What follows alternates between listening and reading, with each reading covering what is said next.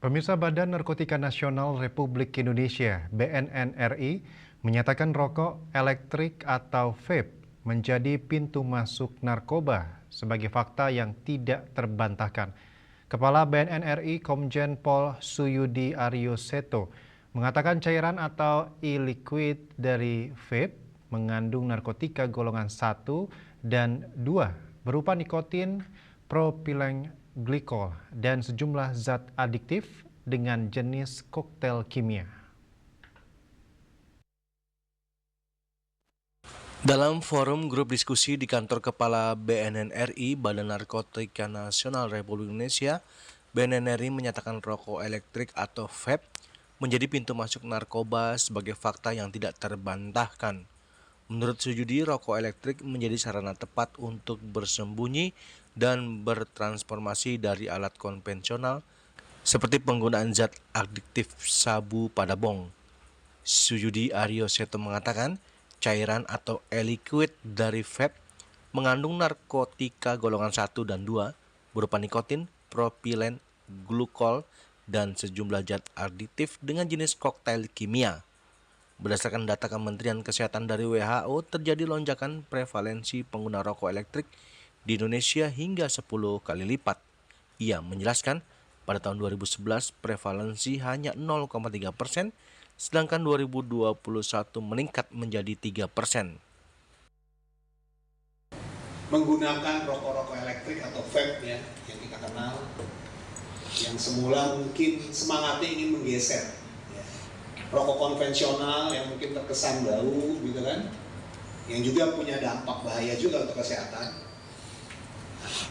Kemudian di beberapa tahun belakangan ini terciptalah sebuah teknologi, ya sekarang teknologi baru, ya, yaitu rokok yang berupa elektrik yang mungkin bentuknya lebih keren gitu ya, dengan menggunakan berbagai cara atau teknologi baru, sehingga tentunya ini menjadi sebuah fenomena yang baru juga. Rokok yang tadinya isinya tembakau, ini isinya kimia. Betul ya Pak ya? Nah, tentunya kimia ini pun mungkin kita rasakan juga sangat berbahaya.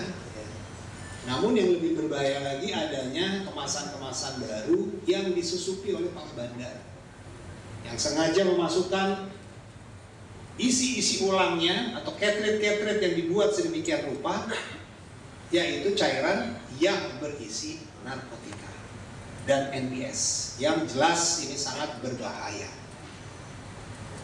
Beberapa waktu lalu baik BNN RI dan juga Polri terus mengungkap, begitu juga Bea Cukai, ya, ribuan ya, cartridge isi-isi ulang ya, di beberapa wilayah termasuk kemarin di Jakarta kita menemukan bahkan sebuah clandestine lab di apartemen-apartemen yang isinya adalah etomidate dan cairan berbahaya lainnya yang tergolong narkotika, yang mana etomidate sekarang sudah masuk dalam golongan narkotika golongan 2 yang berdasarkan Permenkes nomor 15 tahun 2025 nomor 90. Suyudi menjelaskan salah satu tantangan terbesar isi kandungan vape yang tidak dapat langsung diketahui saat digunakan. Aroma yang wangi membuat aroma di sekitar tidak menyadari jika perangkat tersebut berisi zat narkotika. Untuk itu pihaknya akan terus mencegah dan pemberantasan peredaran narkotika. Dari Jakarta, Julius Wahatu dan Ketut Sumadiasa melaporkan.